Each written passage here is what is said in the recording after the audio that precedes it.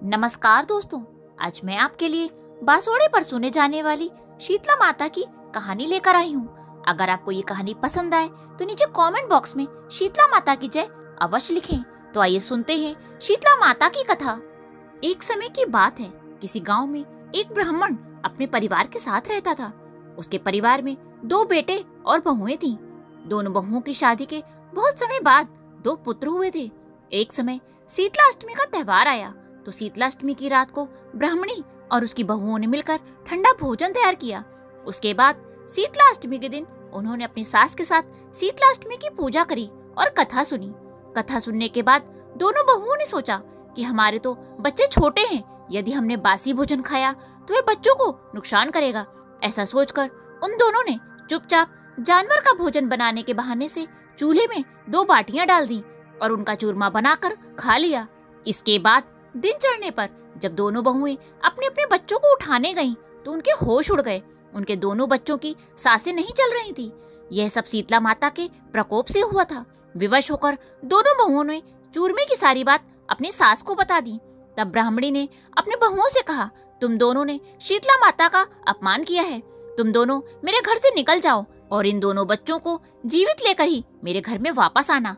तब वह दोनों बहुएं रोती हुई टोकरे में अपने बच्चों को रखकर निकल गईं। दोनों बहुएं अपने बच्चों के शवों को लिए रास्ते पर जा रही थीं। तभी वे एक बरगद के पेड़ के नीचे आराम करने के लिए रुकीं। यहाँ पर 2 बहनें थीं जिनका नाम ओरी व शीतला था। ये सिर में पड़ी जुओं से बेहद परेशान थीं। बहुओं को उनकी स्थिति देखकर उन पर दया आ गई। उन्होंने उनकी मदद करनी चाहिए और उन बहनों के सिर से जुएं निकाल दी। जुएं निकलने से ओरी और शीतला माता ने अपने सर में शीतलता का अनुभव किया और बहुओं से कहा कि तुम दोनों ने हमें ठंडा शीतल किया है। जैसे तुमने हमें शांति दी है वैसे तुम्हें भी शांति मिले, तुम्हारी गोद हरी भरी हो जाए। तब दोनों बहुएं साथ में बोली, हमारी हरी भरी गोद तो लुट गई है। पेट का दिया हुआ लेकर ही हम दोनों मारी मारी फिर रही हैं, परंतु शीतला माता के दर्शन नहीं हो रहे। तब शीतला माता बोली, तुम दोनों तो पापिनी हो। शीतला अष्टमी के दिन ठंडा भोजन करने के बदले तुमने गरम गरम खाना खाया था, तो प्रकोप तो तुम्हें भोगना ही था। यह सुनते ही दोनों बहुओं ने शीतला माता को पहचान लिया और वह माता के चरणों में गिर पड़ी और प्रार्थना करने लगी, हे माँ, हम अज्ञानी हैं और तुम्हारी महिमा नहीं जानते थे।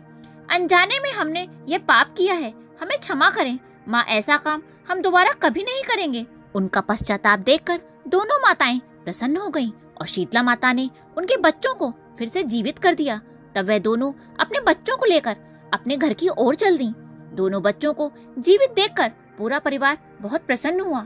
दोनों बहुओं ने घर पहुंचकर शीतला माता की सारी बात अपने घर वालों को बता दी और बोली, अब हम गांव में ही शीतला माता का एक मंदिर बनवाएंगे। उन्होंने गांव में ही शीतला माता के मंदिर का निर्माण करवाया और गांव वालों की श्रद्धा शीतला माता की तरफ और अधिक बढ़ गई। हे शीतला माता, जैसी कृपा आपने दोनों बहुओं पे करी वैसे ही हम सब पर करना। इस कथा को कहने वाले, सुनने वाले और हुंकारा भरने वाले पर भी करना। बोलो शीतला माता की जय।